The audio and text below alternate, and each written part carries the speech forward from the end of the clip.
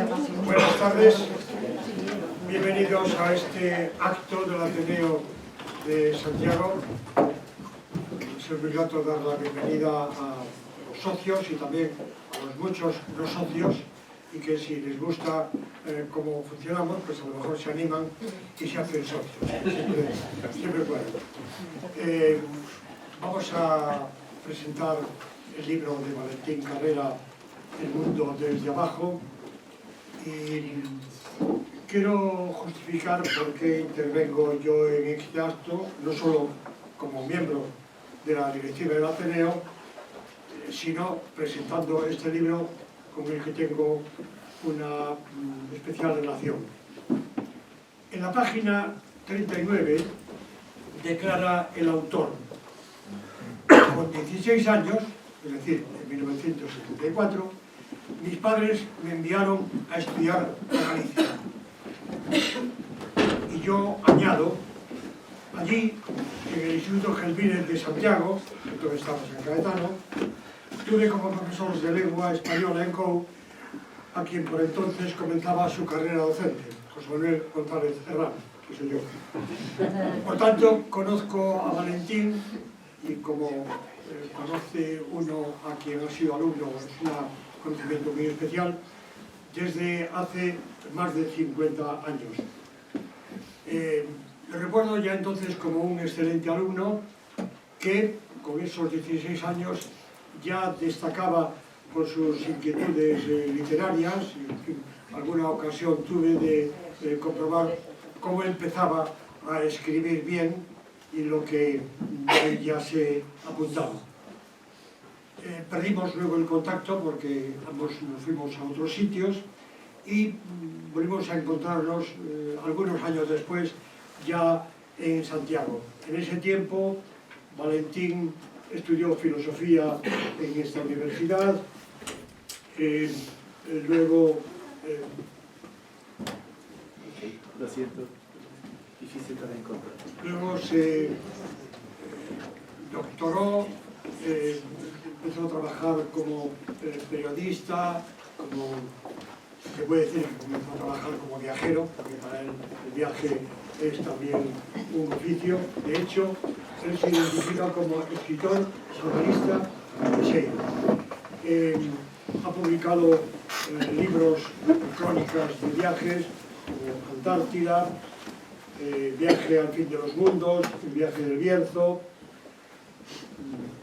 Ha dirigido y realizado documentales audiovisuales para la televisión de Galicia, sobre todo uno que nos importa mucho, Rosendo Salvado, aventura y misión de un gallego en Australia.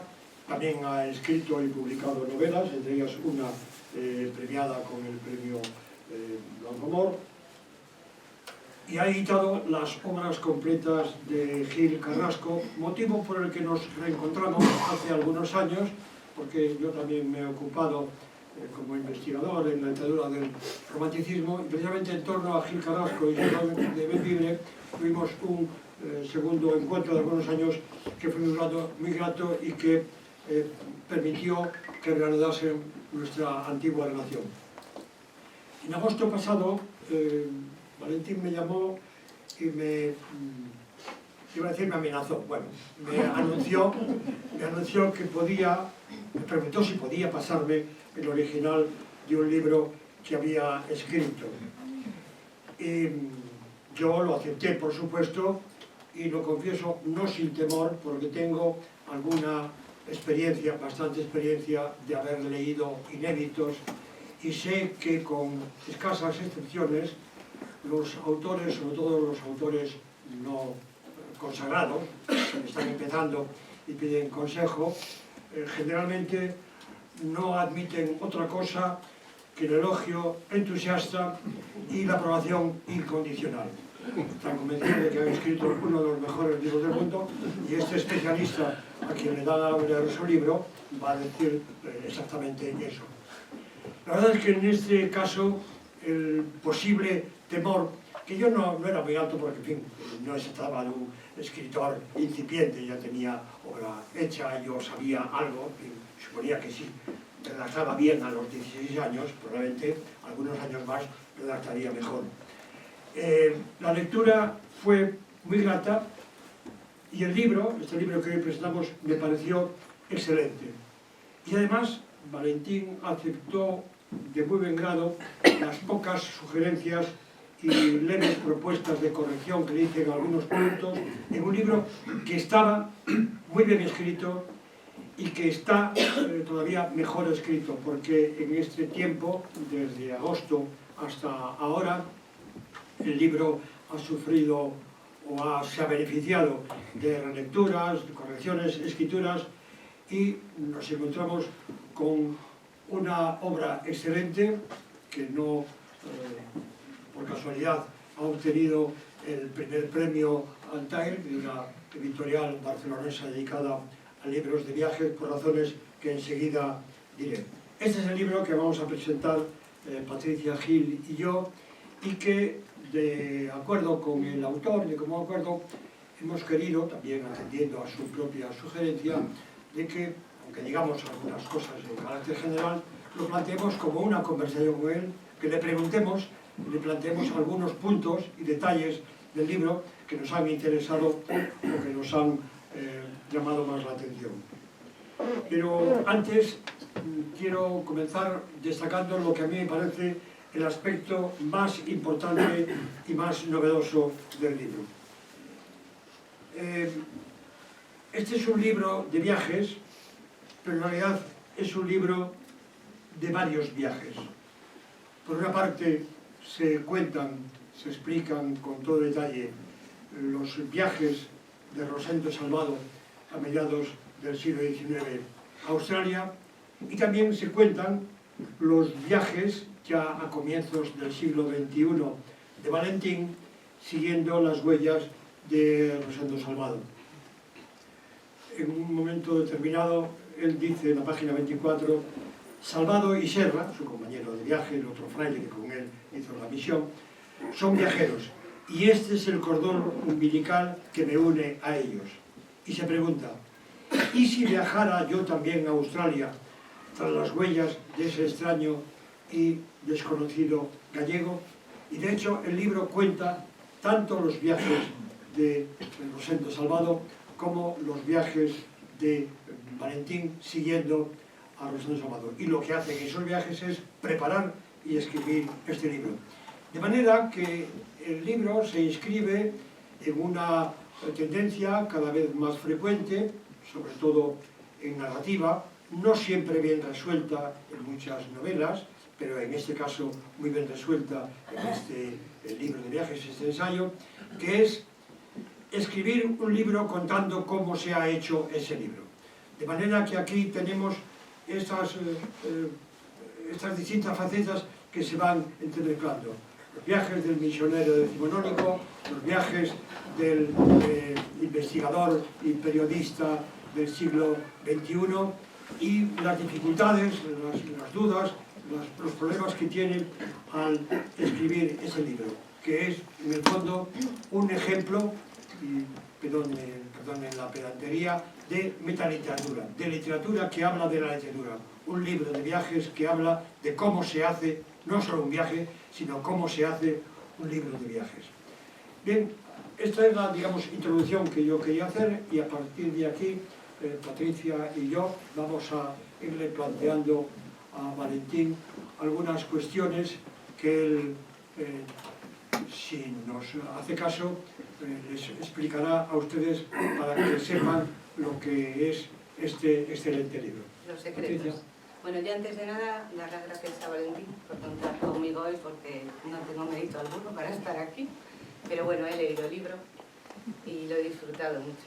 Eso les saludo, y felicitarte también de nuevo por el premio que has tenido, y gracias al Ateneo por acogernos y a nosotros por estar. Bueno, yo descubrí, yo hasta hace un año, a mí la calle Fray Rosendo Salvado de Santiago, que la viví en mi infancia y juventud, a mí me recordaba dos cosas. a mis amigas, las gemelas Poncela, que vivían allí, y los paseos que hacía, que íbamos a la primera discoteca que estaba allí en la esquina y paseábamos esa calle de un lado a otro. Yo no tenía ni idea de que existía este ilustre personaje, este personaje universal detrás de este. Entonces fue una gran satisfacción haberlo encontrado.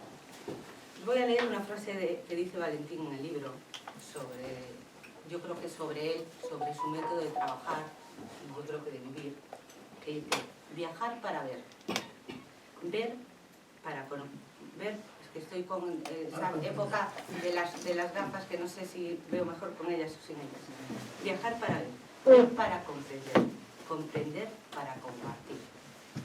Entonces, yo creo que esto define mucho a Valentín, ¿no? En su vida profesional, desde luego, creo que también en su vida personal, que está muy mezclada con la profesional. Entonces, esto es lo que ha hecho él durante muchos años, cuando se fue a vivir con los indígenas en el Amazonas, cuando fue con los marineros gallegos al Gran Sol, cuando fue en 2 expediciones científicas a la Antártida, cuando viajó a Kenia, a Estambul, a Grecia, y el resultado de eso fueron 20 libros de ensayo y 200 documentales que dirigió.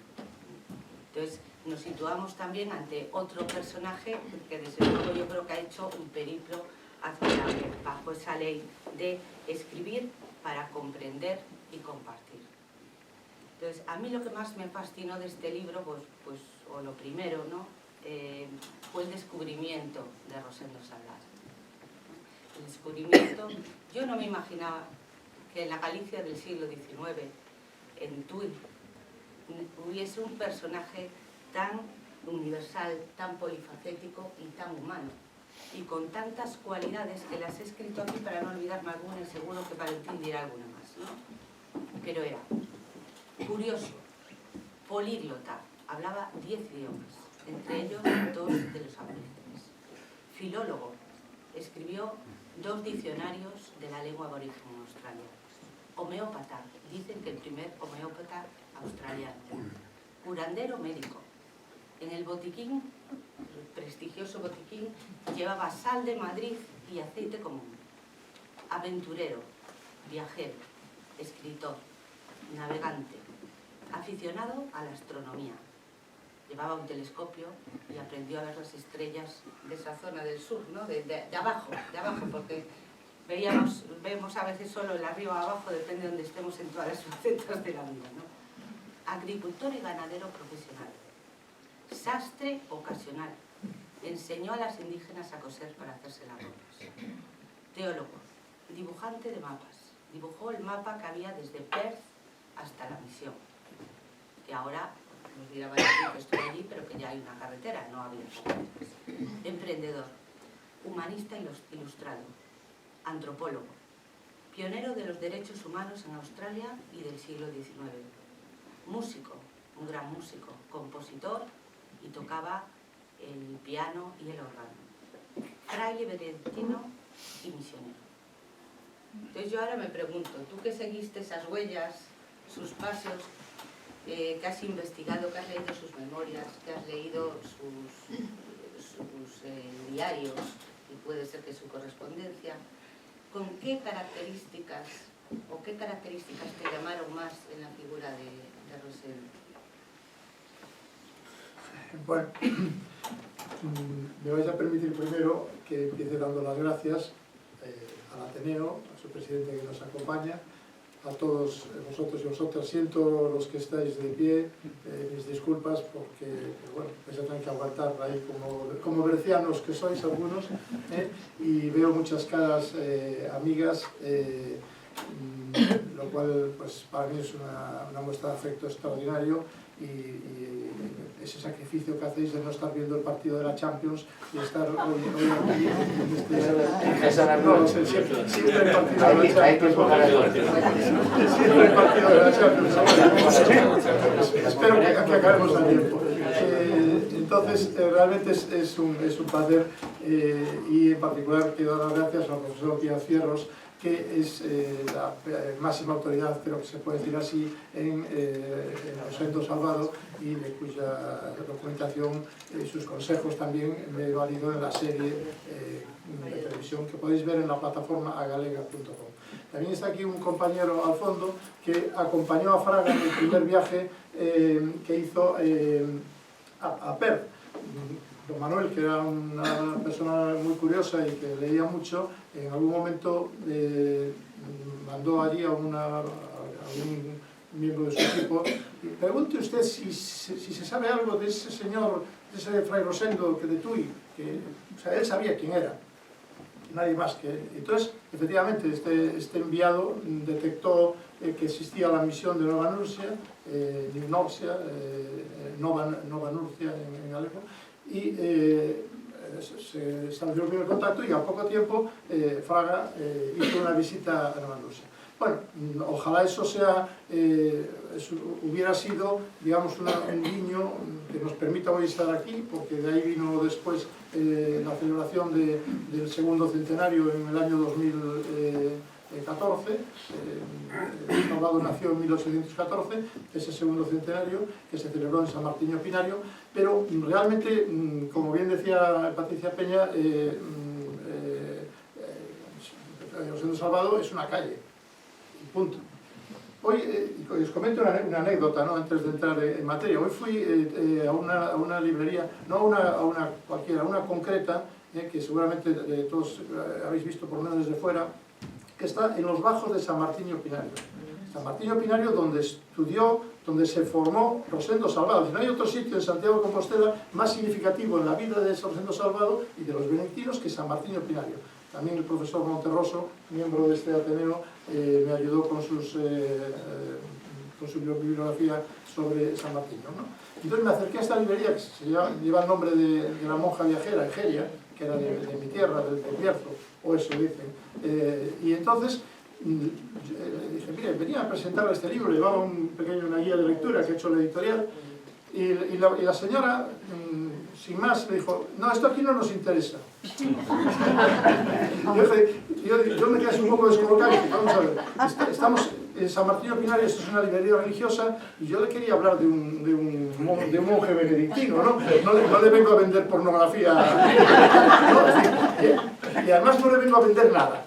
Yo o sea, esto lo lleva a la editorial, simplemente le digo que quería comunicarle que hay una novedad, que hombre, yo creo que para San Martín Pinario debería tener un cierto interés. Bueno, cogí el folleto de mala gana y me fui. Quiero decir que este es el grado de desconocimiento, de desinterés y de un poco también, si queréis, de autoodio que tenemos con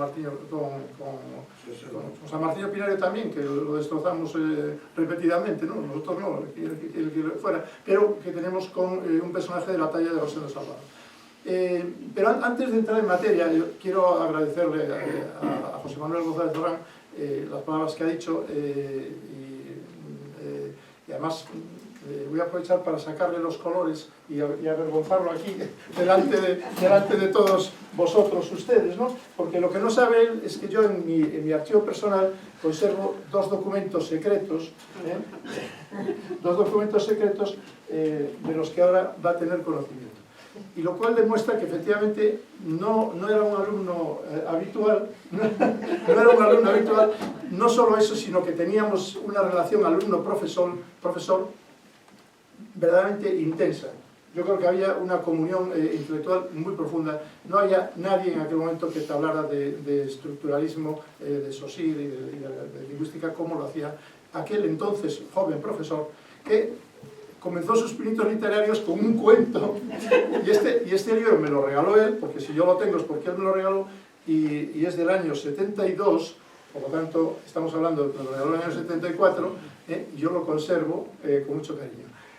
No creo que lo regalaras a muchos más alumnos, con lo cual yo fui el privilegiado, pero la prueba de esa relación que teníamos son estas 500 páginas de apuntes encuadernadas que él no sabe ni que son, o sea, los apuntes de aquella época, todos los que estudiaste se hacían mecanografiados.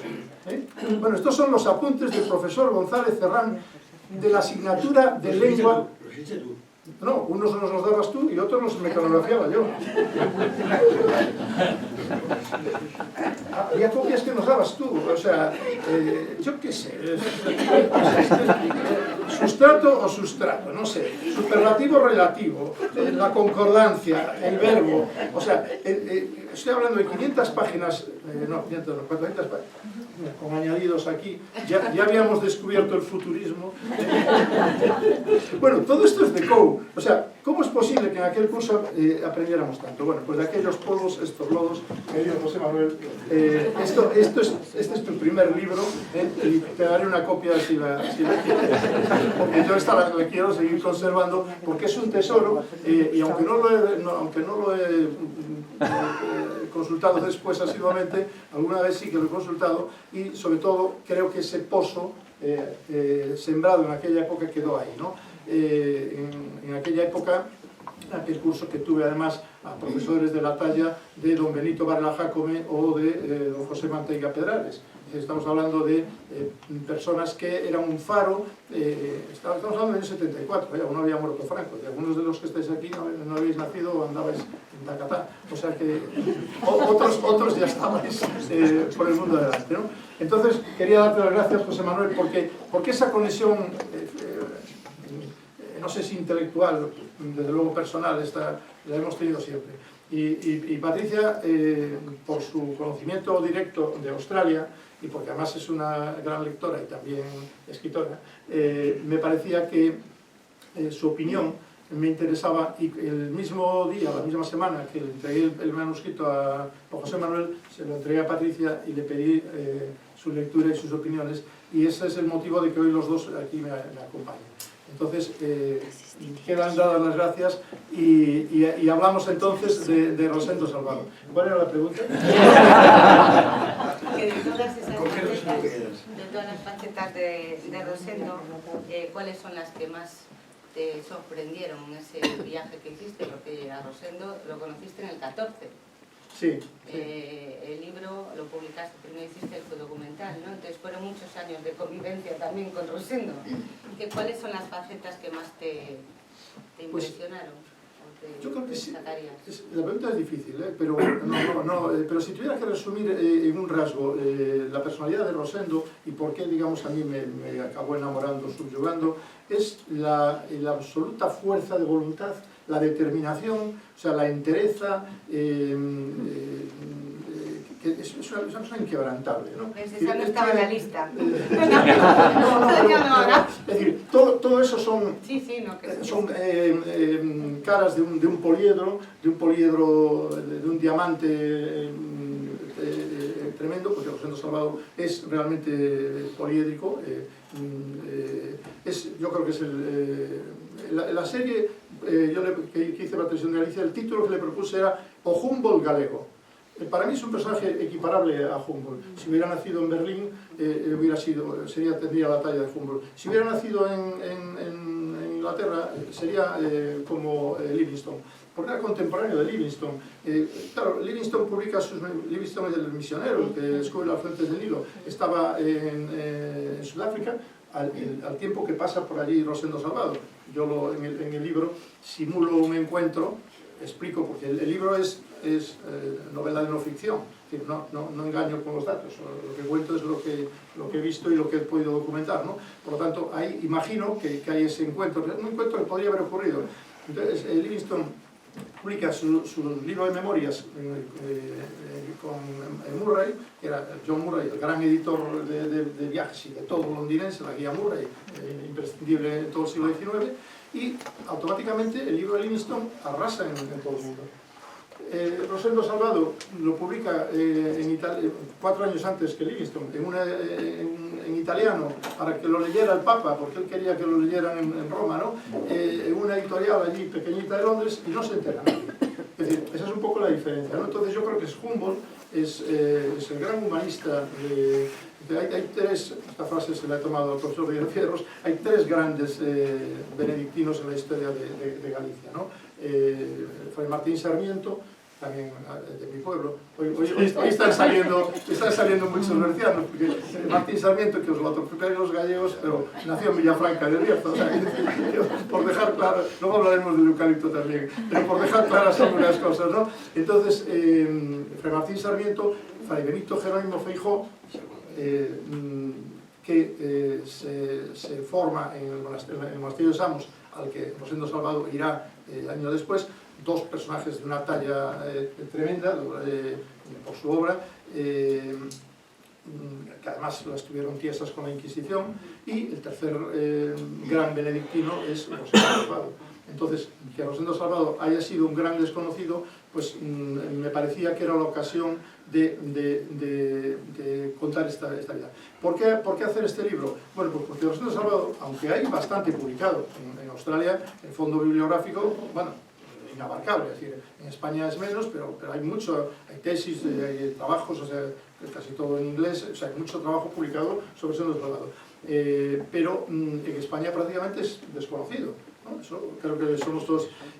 Y lo que hay publicado son más bien ensayos o alguna publicación siempre de tipo documental, histórica, ¿no? Y yo creo que había que divulgarlo pues, a nivel del lector, que somos todos lectores de historias que nos interesen, que nos cuenten desde una perspectiva humana quién es el personaje. Entonces, de todas esas cosas que me has preguntado, Patricia, yo me quedo con la dimensión, que lo resume, humano, demasiado humano. Y yo lo que me propongo es admirar el personaje, pero no juzgarle en ningún momento. Yo no soy quien para juzgar lo que él hace o deja de hacer. O sea que en el libro no hay ningún juicio. Cuento las cosas que me parecen y las comparto, ¿no? Y como bien decía José Manuel, y acabo con esta primera pregunta, sentí la necesidad de compartir mi propio viaje, es decir, me parecía que era bonito compartir con el lector o lectora cómo fui descubriendo las cosas, porque podía dar un salto, si luego queréis hablamos del barco, podía omitir todo eso y directamente entrar con el barco y decir, este es el barco en el que fueron, pero no, se comete un error inicial que me obliga a hacer un recorrido, un itinerario de búsqueda, de indagación, que finalmente me llega a encontrar el barco de verdad. Y entonces lo que hago es compartir ese itinerario. Y yo creo, ¿por qué? Porque ese itinerario fue, primero, muy divertido, fue apasionante, ¿no? Y fue toda una investigación, ¿no? Y llegar al final a descubrir el barco, ya lo tenemos, ¿no? Bueno, no sé si he contestado a la primera pregunta. La pregunta mía siguiente es la primera que le surge a uno cuando coge el libro en sus manos. El mundo desde abajo. Explícanos qué quieres decir con el mundo desde abajo y cómo el mundo desde abajo es distinto del mundo desde arriba. ¿Qué perspectiva es la que adoptas o la que adoptan? Claro, bueno, yo creo que es fácil para todos imaginarnos la vista la panorámica que los astronautas que acaban de ir a la Luna tienen del planeta Tierra. Es decir, su visión es ven ahí una cosa, el planeta azul que se decía, no sabemos si es azul o verde o amarillo, colgado en la nada, en el éter, ¿no? Flotando. Entonces, a medida que van girando, ¿dónde está el arriba y el abajo? No existe. El arriba y el abajo es una representación que nos hemos inventado, que ya los griegos en los primeros mapas hacen, ¿no? Y que el mapa que estudiamos en la escuela, pues España está arriba y África abajo, ¿no? Y Andalucía está abajo. Pero claro, eso, si te pones en Andalucía, la geografía todo es relativo, ¿no? Nosotros estamos bastante más cerca de Nueva York que los madrileños y los de Roma, ¿no? Es decir, que el este y el oeste te puedes ir desplazando. Entonces, en ese eje, arriba y abajo, desde Australia se ve el mundo desde otra perspectiva, geográfica. Y me parecía que había que romper ese ombligo europeo que nos situamos siempre nosotros en el centro. Acaba de publicarse en La Vanguardia un artículo magnífico de Enrique Juliana que publica el mapa oficial que se usa en China, que se estudia en las escuelas de China. Y el planisferio que se utiliza en China, en el centro tiene a China. Como es lógico, ¿no? Es decir, nosotros hemos puesto en el centro Europa, ¿no? Y entonces los demás quedan para aquí y para allá, ¿no? Entonces, pero si pones China en el centro, lo que te queda lejos es España, ya ni se ve, se le sale de fuera de... O sea, es decir, que esa reconfiguración. Y luego hay un arriba y abajo social y económico y de poder. Es decir, en la colonia... estamos hablando de un tiempo en el que había una esclavitud y en el que Rosendo Salvado es un defensor de los derechos humanos, de la igualdad y lucha contra la esclavitud, igual que el que he citado antes, Livingstone, ¿no? Entonces, ese arriba y ese abajo, él se enfrenta con el arriba, incluso con la jerarquía de la Iglesia en muchos casos, y él se hace amigo de los de abajo. Es decir, el mundo desde abajo es porque Rosendo Salvado es el amigo de los Juez y de los Nungar. Él se mete en su piel, vive con ellos, come lo que ellos comen. Lo primero que hace, como bien decías, es hacer vocabulario, aprender su idioma, incluso con variantes dialectales. Entonces, ¿quién es capaz de llegar? Hay un ejemplo histórico que es el de los jesuitas cuando llegan a China. También lo primero que hacen es estudiar chino y acaban entrando en el Palacio Imperial y convirtiéndose en una herramienta de poder con el emperador, ¿no? Y consiguen que entren los jesuitas en China, ¿no? Bueno, pues Rosendo Salvado hace 200 años después algo parecido. Es decir, él llega allí y entonces escucha una palabra y la apunta. Escucha otra y pregunta, ¿y esto cómo le llamáis? Al principio, pues imagino que por señas, no lo sé. Pero él, pues, ese punto de vista, de esa apertura, en un contexto, porque claro, ahora nos parece que es como bastante normal, ¿no? Si voy a Grecia, pues trato de decir alguna palabrita en Grecia, ¿no? Pero siempre se me olvidan. Ya no sé ni decir gracias. Evaristo. Bueno, mira, ¿cuántos griegos tenemos aquí?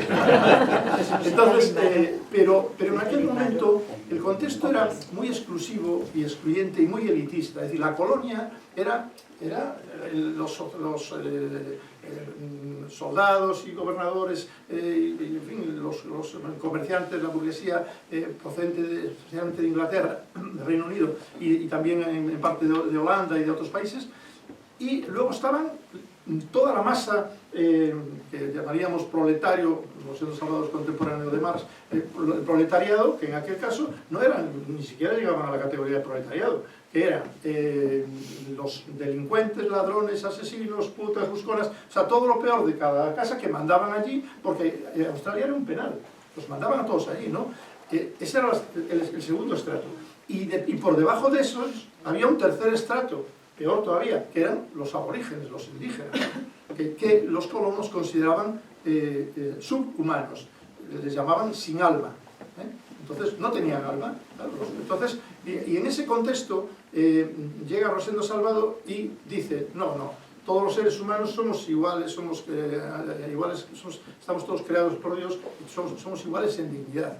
Este mensaje que él escribe, además, dicho en 1845, es que, y permitidme que os diga una cosa, y por eso también el libro creo que es importante que salga en este momento, y espero que funcione así, es que tiene una carga de profundidad en un momento en el que está despertando el racismo entre nosotros de una manera tremenda, ¿no? Sí, para mí además, perdóname, sí, por favor. Tiene además mucha carga de profundidad eso y hacernos pensar, porque hay otro paralelismo, pues porque el libro está lleno es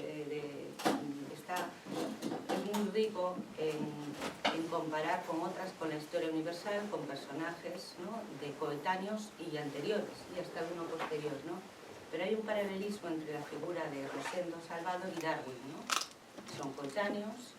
Darwin, científico, que estaba viendo de dónde veníamos, ¿no?, y haciendo todo el planning, y sí que estaban de acuerdo en el tema de la abolición de la esclavitud, pero en cambio diferían totalmente del tema de los derechos humanos. O sea, Darwin veía a los aborígenes y a las mujeres que no tenían la misma capacidad ni los mismos derechos que el resto de las personas, ¿no? Entonces ahí choca, ¿no?, que no sé si será por, no sé por qué, porque bueno, Darwin era protestante, creo, ¿no?, que era cristiano, o sea, pero choca el que uno científico y el otro, pues no científico en ese momento, por lo menos polifacético, aparte misionero, tuviese tan claro, y eso, y lo documentase, ¿no?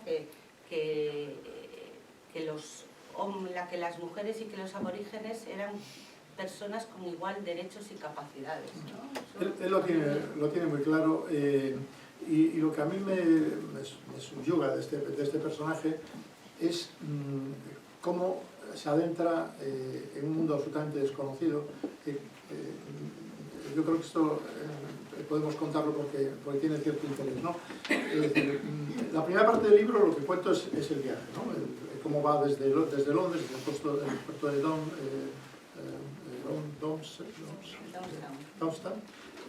del Downside, sí. Bueno, la ribera del Támesis. Ahora, el mismo puerto donde Conrad sitúa el inicio del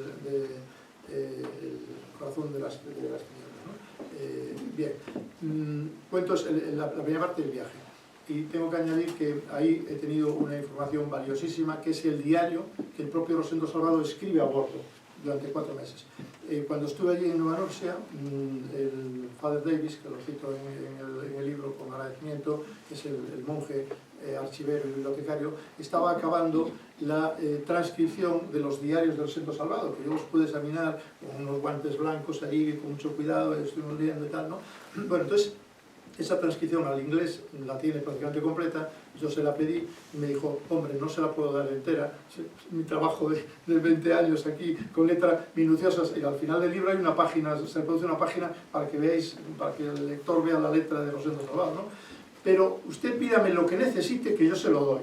Efectivamente, no me dio las obras de la transcripción integral, que va a aparecer pronto en inglés, lo cual me pareció correcto, pero dice, no, yo solamente querría el diario desde que sale en julio desde que sale de Roma, con la bendición del Papa, llega a Marsella, París, Londres, tal, hasta que llega a Fremantle, la llegada. Y dice, tierra a la vista, esa primera etapa. Me mandó ese diario, con esto es un material precioso, inédito, que forma parte de la primera parte del libro. La segunda parte es cuando él llega a la selva y se mete en la selva, ¿no? Entonces, alguien podría preguntarse, ¿y qué mapa llevaba? Hay un explorador de aquella época, Leitchhardt, alemán, que cuando le preguntan qué mapa vas a usar, dice, ¿qué mapa? Mapa lo voy a pintar yo. O sea, no existía ningún mapa, ¿no? Porque era meterse en la selva, sin más, no había caminos, es decir, era adentrarse en el bus, en un terreno semidesértico de lo que llamamos aquí escobas, arbustos, acacias, eucaliptos, nada que ver con el de aquí, aprovecho para decir de nuevo, o sea, eucaliptos de otro tipo, hay 900 especies de eucaliptos, el de Perth no tiene nada que ver con el de celulosa de Pontevedra, entonces, bueno, por ese sitio sin senderos, por esa montaña que los indígenas decían que es una serpiente dormida, pues el lomo de una serpiente se adentra en lo absoluto desconocido. Leitchhardt, contemporáneo de Salvado, se pierde en el desierto y nunca ha sido hasta hoy encontrado.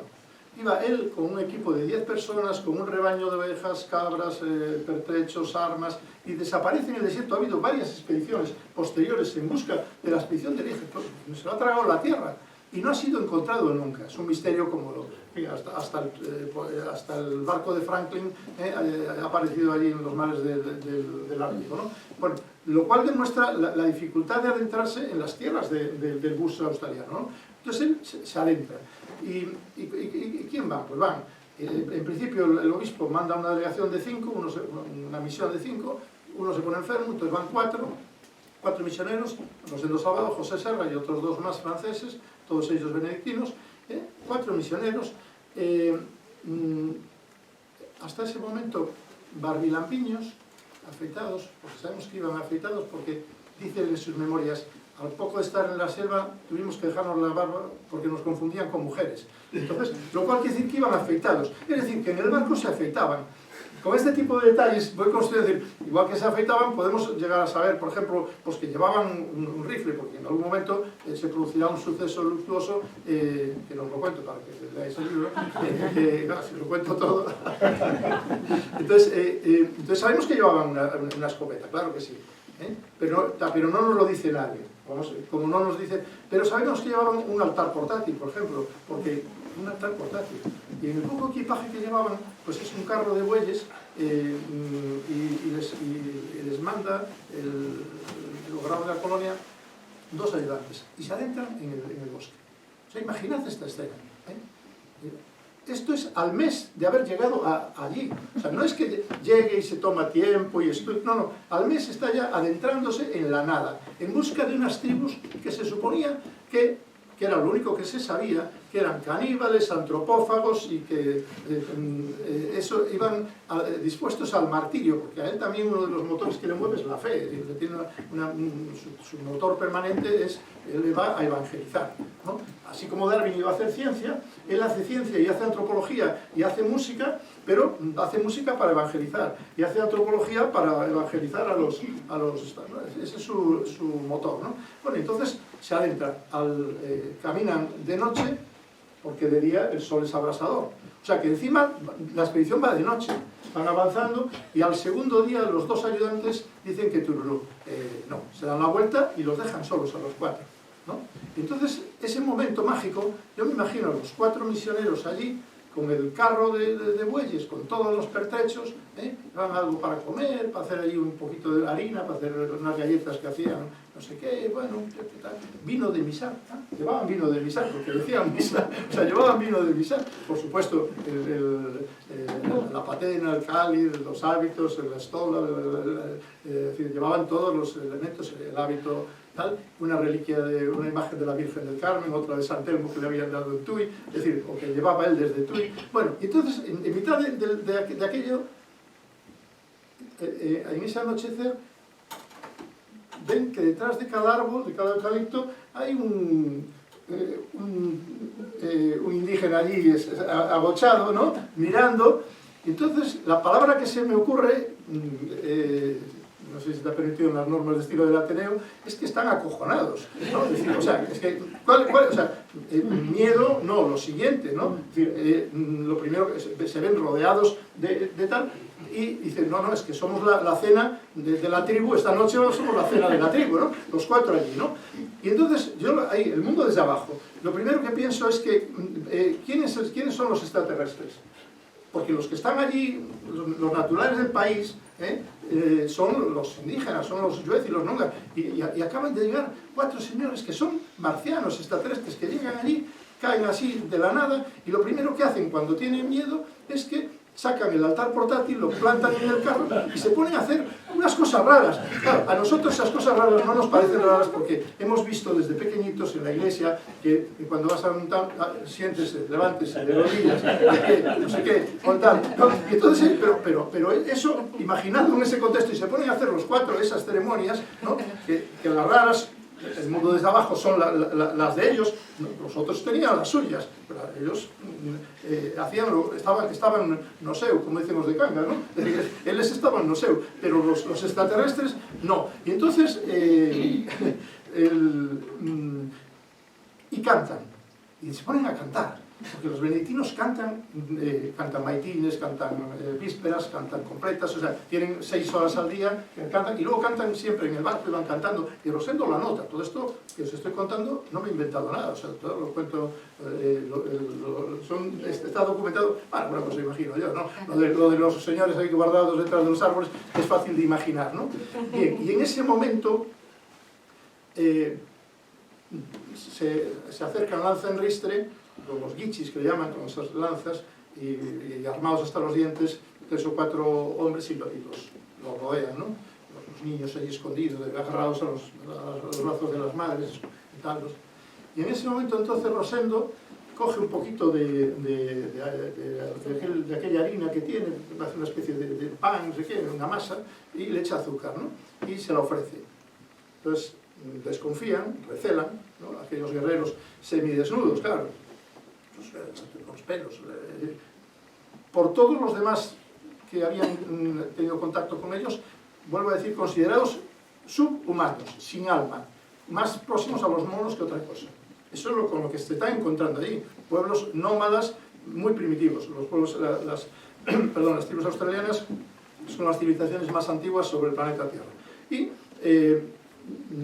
lo rehusan, entonces Rosendo lo prueba, para que cojan confianza, pues uno coge, prueba un poquito, escupe, no quiere, le vuelve a insistir, lo prueba, bueno, ven acá, entonces se lo ofrece al otro, el otro lo prueba, entonces ya lo prueban 3 o 4, entonces empiezan a hacer risas, ¿no? Y entonces, al final, total, que al final todos quieren probar, empiezan a salir las mujeres detrás de los árboles, los niños que lloraban abrazados a las piernas de las madres dejan de llorar y aquello se convierte en una fiesta. Y en ese momento Rosendo Salvado y José Serra han ganado la partida, porque en ese momento se produce el encuentro mágico que Kapuscinski define como el encuentro con el otro.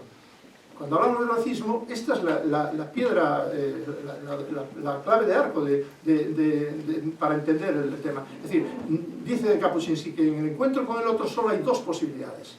O la guerra o el abrazo. O nos matamos o nos encontramos. O nos encontramos pues, a través del comercio, a través del mestizaje, de todo el Mediterráneo, está hecho a través del encuentro de unos pueblos con otros.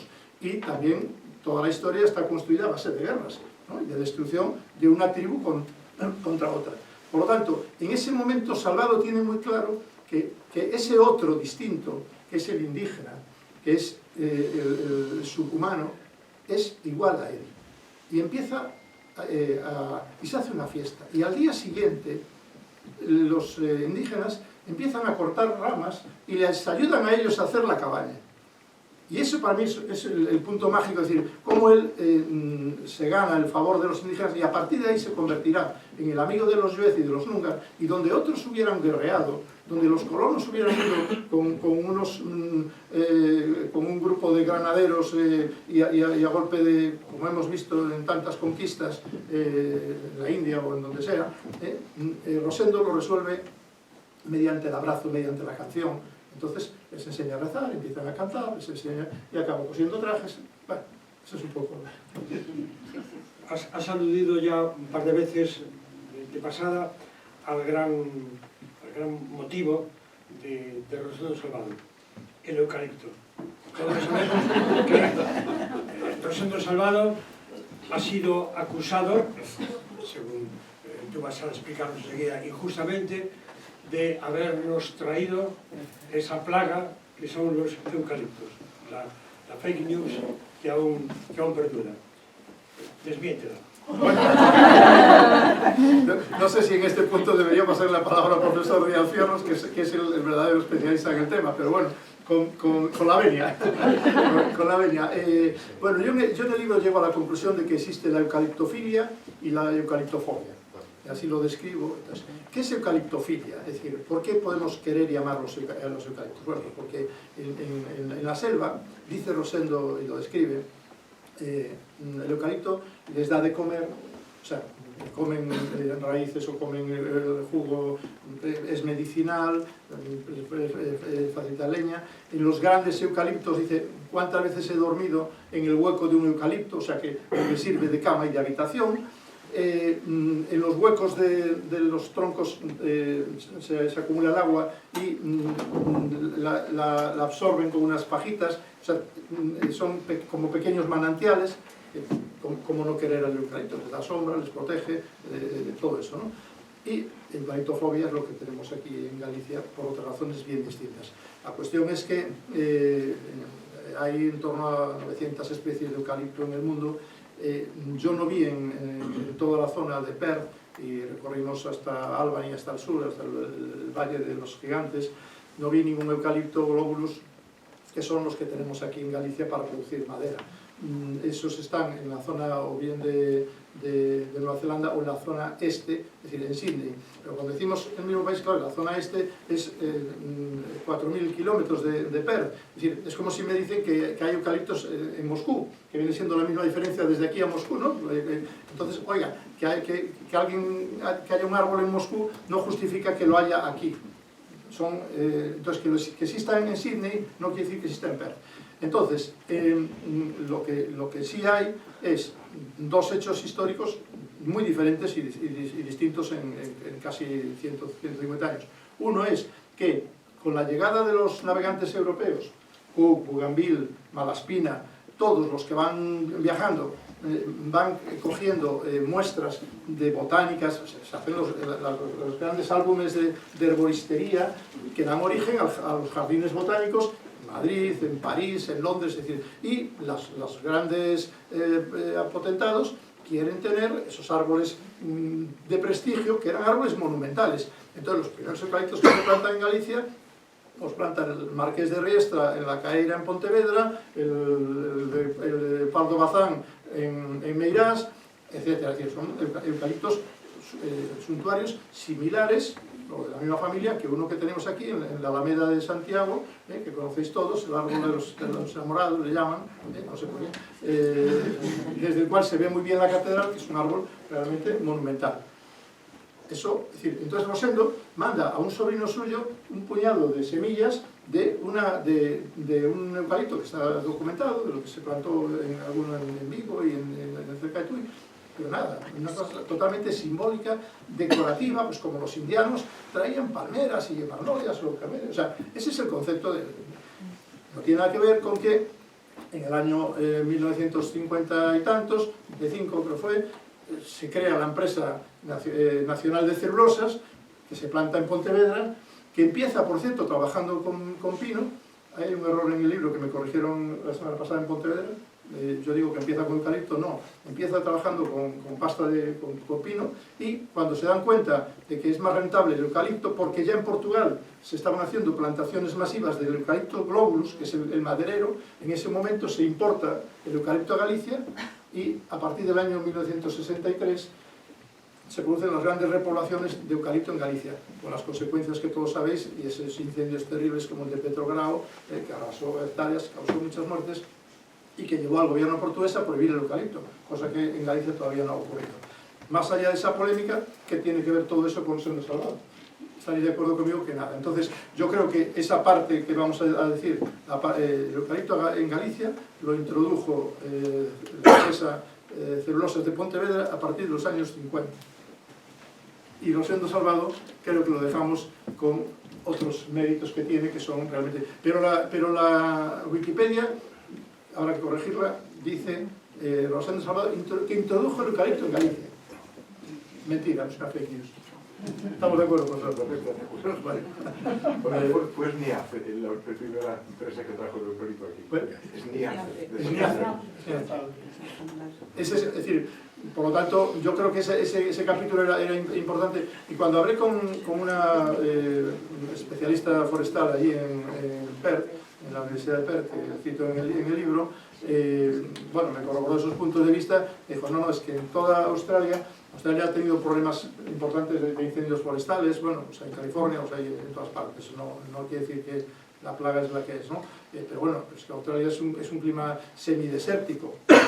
Galicia no es semidesértica, no, es muy difícil quemar un bosque de frondosas gallego, de robles y de castaños, centenarios, es realmente difícil. Pero me decía esta profesora de Perth que en toda Australia no hay ninguna plantación como las de Galicia, con los eucaliptos tan pegados en régimen total de monocultivo, sin cortafuegos. O sea, ella se fue de aquí, porque visitó Galicia, un poco asustada, ¿no? Entonces, bueno, creo que queda clara que Rosendo no tuvo nada que ver en ese invento. Pero claro. Mira, y en tu particular odisea escribiendo el libro, ¿qué momentos del viaje fueron más difíciles? Bueno, no, difíciles escribiendo el libro, no, porque realmente... Porque cuentas en el libro también que hubo un tema con el nombre del barco, no sé si sí, ahí hubo sí, un posible parón o... Eso fue lo que diríamos así coloquialmente un chasco, ¿no?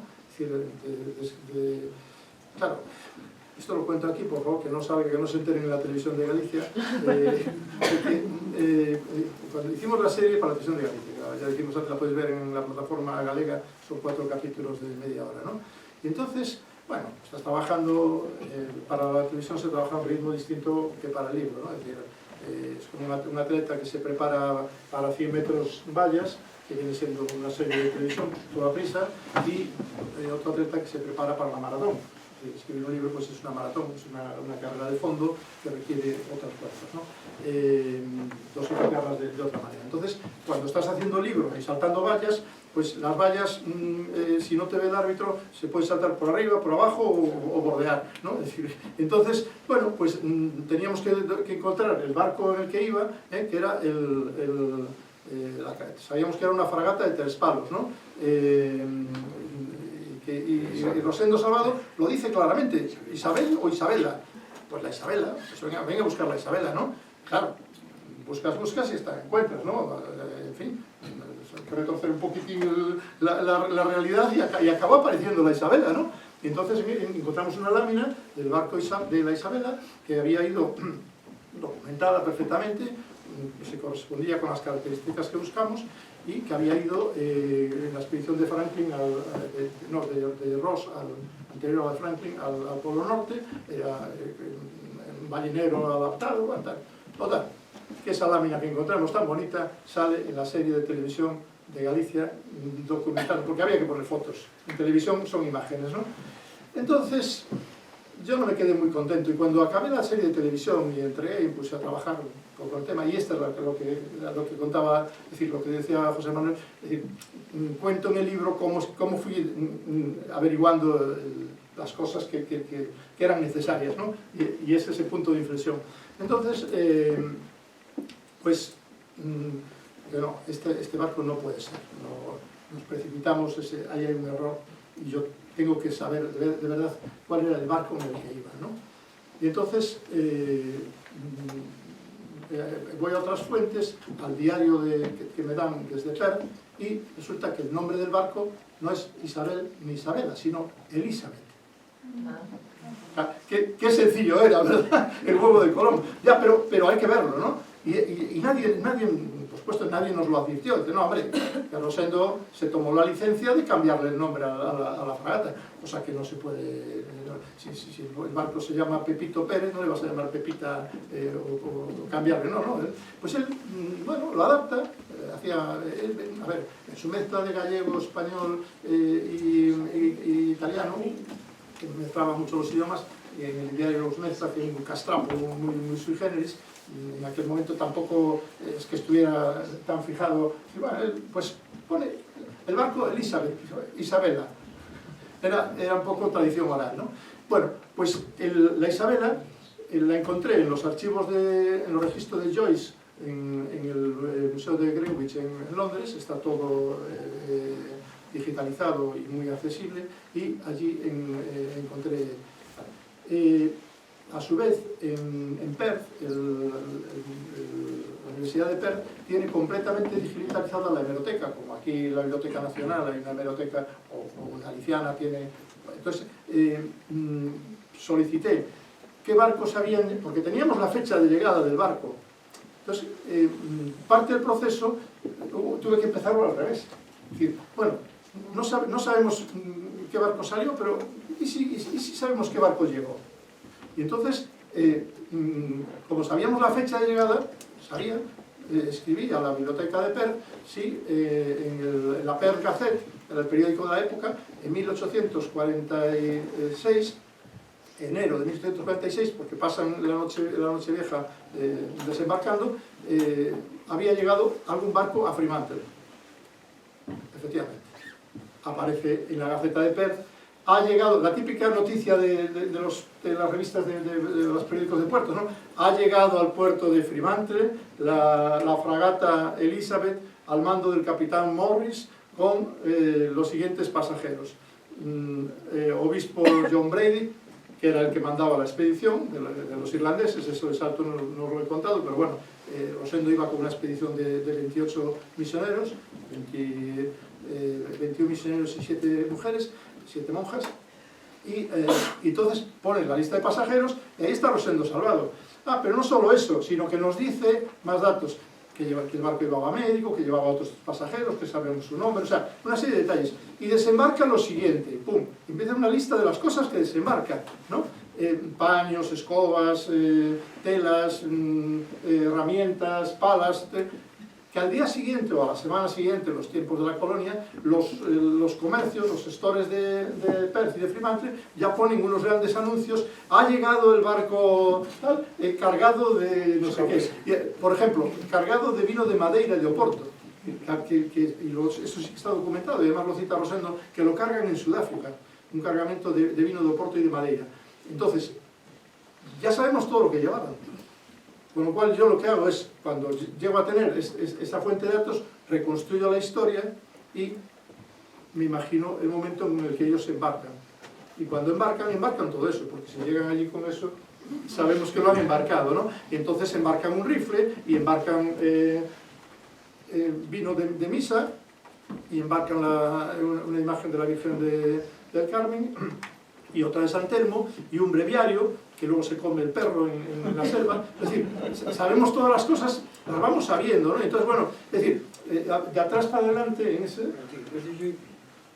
Unos religiosos y unas monjas, nombres y apellidos. Es como el chiste aquel de religiosos y unas monjas. Creo que me haga esta pregunta. Bueno, entonces, ya que hemos hablado del barco, voy a enseñaros el barco. Porque lo tengo aquí, no creéis que... Vengo preparado para el examen del profesor Díaz Fierro o del profesor Herrán. Bueno, voy a levantarse un poquito para que los de atrás lo veáis bien. Bueno, esta es la fragata Elizabeth. Bueno, esta es una maqueta, no es la fragata.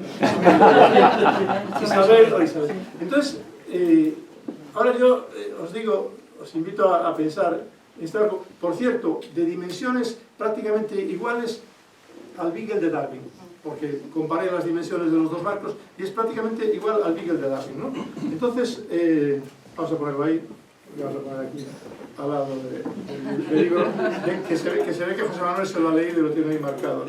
Bueno, ahora yo os invito, porque eso es lo que hace el libro, es una invitación a viajar con Rosendo Salvado. Yo viajo con él y a viajar conmigo y con Rosendo en este itinerario, ¿no? Eso es lo que, esa es mi propuesta a los lectores. Y quienes hasta ahora lo han leído, pues parece que sí que se han animado a hacer el viaje, ¿no? Entonces, de repente meter en este cascarón, en condiciones higiénicas muy extrañas. Ahora estamos viendo el barco este que viene desde el sur, con los problemas de... Bueno, pues imaginar, las ratas entraban en el barco con una facilidad porque trepaban desde el puerto de Londres, o sea, ya venían a bordo con las ratas desde casa, ¿no? Bueno, se comían los sacos de tal, o sea, la higiene era complicada, el agua se pudría, no había, por supuesto, ningún cuarto de baño, ni jacuzzi, ni sauna, ni nada parecido, o sea, podéis imaginar, ¿no? Las necesidades se hacían por la borda, a popa había unos beques que llamaban, que eran unas tablas que salían, con un agujero, el marinero se ponía allí en el agujero y con un caldero, una tina de agua de mar cogida, limpiaba, ¿no? Bueno, embarcan 50 personas, de los cuales 20 y tantos la tripulación, y 28 misioneros. Y esos 28 misioneros son 21 hombres y 7 mujeres. 7 monjas irlandesas. Y es importante aquí pararse para, de nuevo, entender el contexto. Yo trato de explicar siempre, entender por qué estaba pasando eso, ¿no? Y el contexto es que en aquel año se había declarado la hambruna de la patata en Irlanda, o sea, la devastación era terrible, ¿no? Y se escapaban los irlandeses, se subían a barcos hasta los topes, camino de Estados Unidos, la gran inmigración, escapaban a donde fuera, porque no había nada que comer, ¿no? Y muchos caían al mar y se ahogaban intentando huir, ¿no? En esa fuga, pues hay estos, en el grupo de los 28 misioneros, hay, de memoria creo que en total son casi 20 son irlandeses, solamente hay 2 españoles, que son José Serra y Rosendo Salvado, algún francés y algún italiano, pero la mayor parte son irlandeses, ¿no? Y 7 mujeres.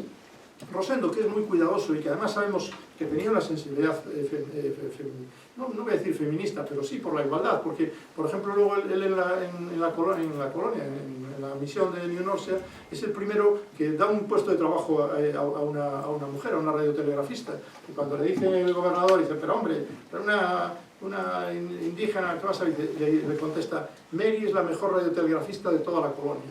La colonia era desconocida de todo el Estado, de toda España, de aquella parte del Estado, ¿no? y él crea coros mixtos de niños y niñas y hombres y mujeres. O sea, realmente creo que tenía esa sensibilidad, ¿no?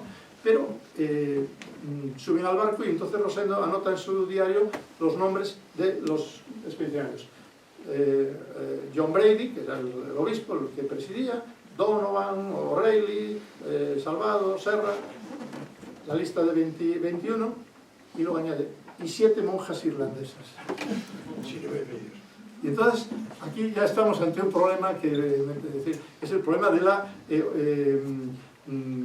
ahora tengo una palabra para eso, que se usa... Bueno, la ocultación, digamos, desaparece, ¿no? Es decir, desaparecen. Y a mí me extrañó porque... Entonces, bueno, empiezo a escribir el libro y como no podía tal, pues les llamo monja 1, monja 2, monja 3 y monja 7, porque, bueno, tenía que referirme. Entonces ya me las imagino en el barco, ¿no? Las 7 tenían 3 cubiertas, como el Titanic, que tenía un montón de cubiertas, la primera, segunda y tercera categoría. Entonces van repartidas entre la primera y segunda categoría, pero a una monja la mandan a la tercera, porque era novicia, todavía no era como una especie de sirvienta dentro de la jerarquía de las monjas, ¿no? La mandan para abajo. Y dice, es que qué locura, ¿no? O sea, una allí rodeada de hombres, pero claro, que no eran profesores de lengua española y catedráticos de derechos, ¿no? Ni, en fin, ni diputados en cortes de estos que ahora se expresan con tanta propiedad, ni cosas parecidas. Quiero decir que eran facinerosos, eran marineros, eran piratas, ¿no? Es decir, en el fondo, la tropa de la marinería pues era de lo peor de cada casa. Es decir, cuando pasan el Ecuador, de nuevo, la palabra que podemos usar es que pasan el Ecuador en la ceremonia del bautismo del mar acojonados. Y entonces Brady, el obispo, va a parlamentar con el capitán, que ahora ya sabemos cómo se llama, porque ya lo vimos y tal, se llama el capitán Morris, va a parlamentar con él y negocia que a los misioneros no les toquen, especialmente a las mujeres que no entren en la farra del bautismo de Ecuador, que era una especie de orgía, ¿no? Y entonces a cambio de eso le da un dinerito a cada marinero, o sea, compra la inmunidad de tal, ¿no? O sea que no eran precisamente de bueno, entonces esas mujeres entran ahí a bordo y yo digo, ¿y cómo vivían? No podían les prohíben salir a cubierta, entonces tenían que salir de noche y salían de 7 en 7, apretujadas, ¿no? Iban allí juntas, iban a los beques de popa, ¿no?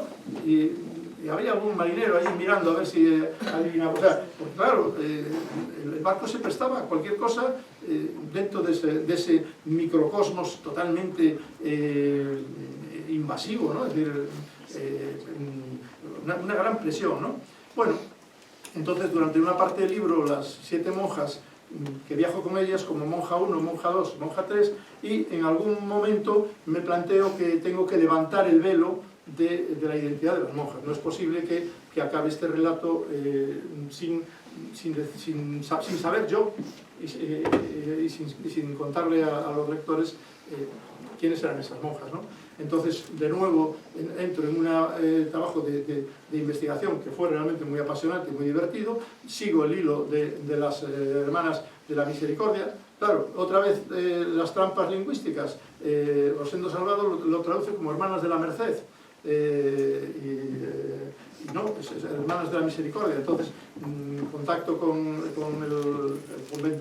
convento madre en Dublín, a su vez me remiten al de Perth. Finalmente acaba apareciendo un libro de una profesora, Anne Macleay, que está publicado allí en Australia, donde se documenta la historia de las monjas irlandesas y las primeras que llegaron. Y las primeras que llegaron con la misión de Brady y Salvado. Dice, bueno, ya los tenemos aquí. Y monja 1 pasa a ser Sidney, monja 2 tal. Y poner fotos. E incluso incorporamos algunas fotos, porque efectivamente... y entonces para mí eso sí que fue un momento muy bonito también en el libro, es decir, ponerle cara y ojos y devolverle su identidad a lo que eran 7 mujeres anónimas que iban allí. Como dato... que me parece prodigioso último de esta historia, es que a la semana de llegar a Fremantle, estamos hablando de que era llegar a la nada. O sea, aquello no era... O sea, hay una cosa que yo digo cuando cierra la vista, entonces digo, y todos contentos y felices desembarcan. Hasta aquí estamos de acuerdo en la frase, ¿no? ¿Desembarcan en dónde? ¿En qué muelle? No existía ningún puerto. O sea, atracan, y el barco atraca y desembarca. Entonces, Valentín, para. Que se te ha ido el estereotipo. Los barcos llegan a puerto y la gente baja por la pasarela y desembarca. No, el barco atraca en la bahía y bajan en barcazas. Claro, no existía, y bajan a la playa. No existía otra cosa, es decir, no había ni siquiera un malecón, no había nada. Entonces, estamos, y llegan ahí con sus equipajes, y a la semana siguiente de estar allí, abren las 7 monjas una escuela y empiezan a dar clase a las niñas de Fremantle. No me digáis que no es mágico. Bueno, más preguntas. No sé, os iba a preguntar yo, ¿qué te pareció el libro? Quería preguntar... Cuando os canséis, paramos. Yo lo que sugería, yo no puedo preguntar porque aún no leí el libro, ¿no? Pero me estoy viendo ahí en la fragata y en las condiciones de calor y falta de oxígeno, pues sugiero que podemos abrir la puerta. Magnífica idea.